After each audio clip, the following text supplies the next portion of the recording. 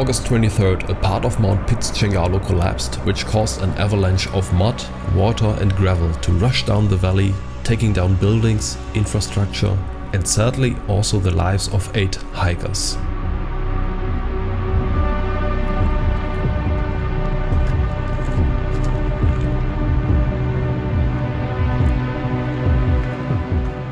Six years later, I am here to hike up a path outside of the danger zone to document the mountain which caused this tragic event. Arriving in the valley, the construction works of building barriers and warning systems are still going on. But except that, the path which leads up the mountain does not allow any conclusions to be drawn about what once happened here.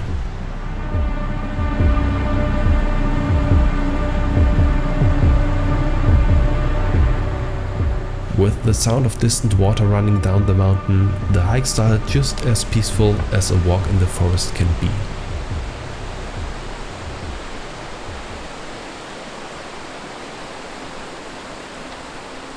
It is hard to imagine that more than 3 million tons of material were rushing through this now almost fairy tale-like valley.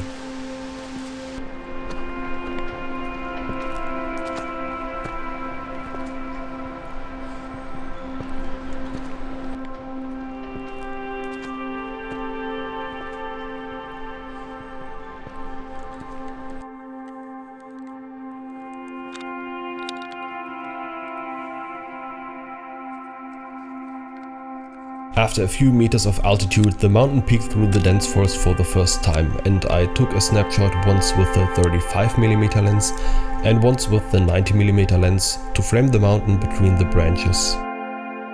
As you can see by the image, Piz Cengalo was still very distant and the view blocked by vegetation and other mountains.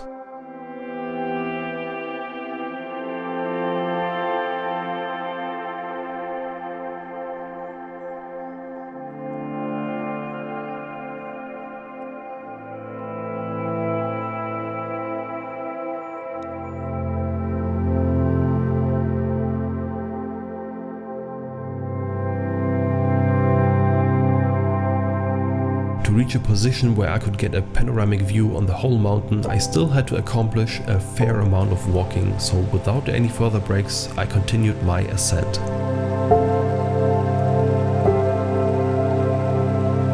At some point the difficulty level of the hiking path changed and the trail got so steep and narrow that it wasn't even possible to set up a tripod anymore, let alone walking without using your hands as a support.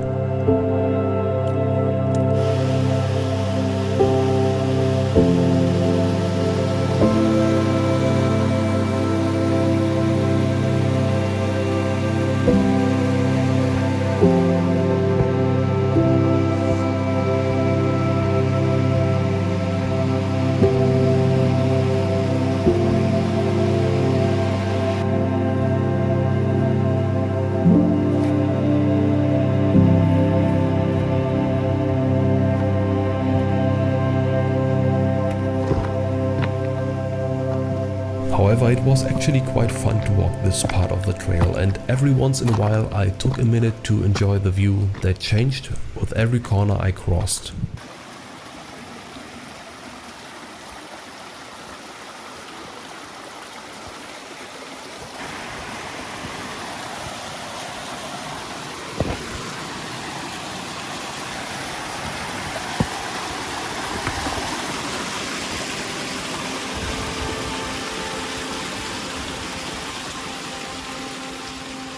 As I was getting closer to my point of interest, I caught a first glance at Piz Cengalo and the surrounding mountains.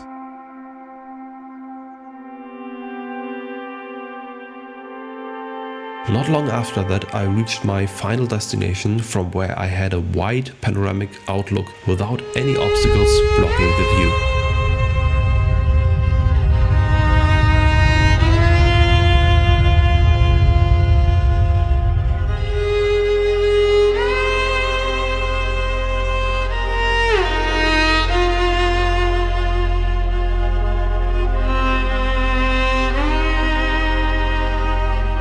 The mountains are just a perfect example of how in nature beauty and danger are often closely connected to each other and one cannot exist without the other. The impressive appearance of these sharp and spiky mountaintops is on the one side the reason why we are fascinated by them, but on the other side also the result of destructive natural events that can cost lives.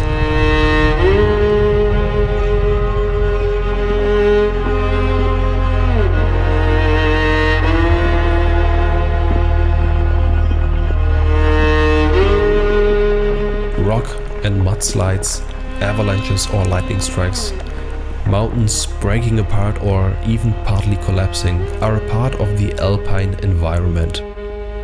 And even a mountain collapse like the one that happened here on Piz Cengalo occurs on average every 30 years. A time frame long enough to forget about the last one and long enough to make the next one appear like something very unordinary. But what really came into my mind while taking these images is that the danger that lies in the mountains is compared to an approaching thunderstorm with warning signs like distant rumbling, much more of an intangible threat that is easy to ignore.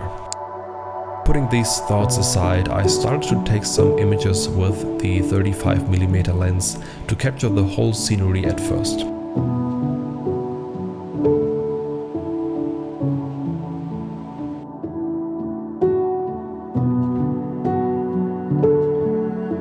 What you can see here on the right side of the image is Mount Piz Cengalo. And in the center, directly behind the lower ridge of Piz Cengalo, is mountain Piz Cengalo, the one that broke apart 7 years ago. You can also quite clearly see the border of the tree line and the transition from a seemingly walkable area to the steep walls of the mountain peak.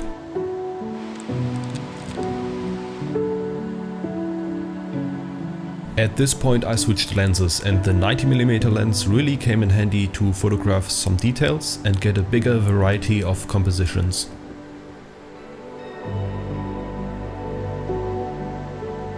The first image is a close-up of the troublemaker Piz Cengalo, which is hiding behind the ridge in the foreground.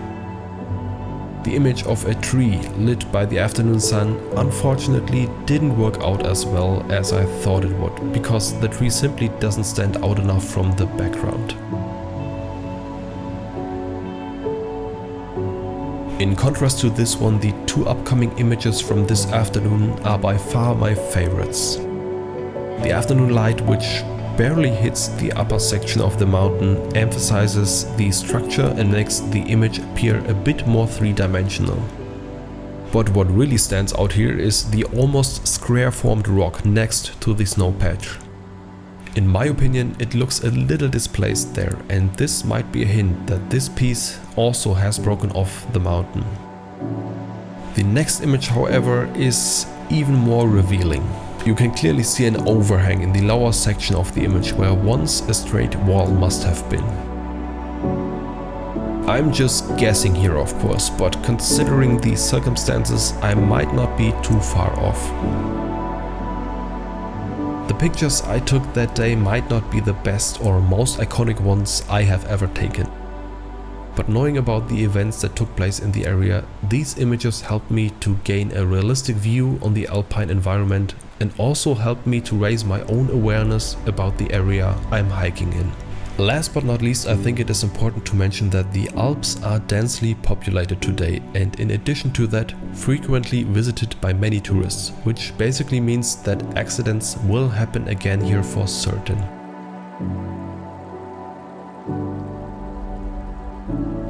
I think at the end we should not forget that some risks are worth to be taken, and these are the ones we are aware of and willing to take on.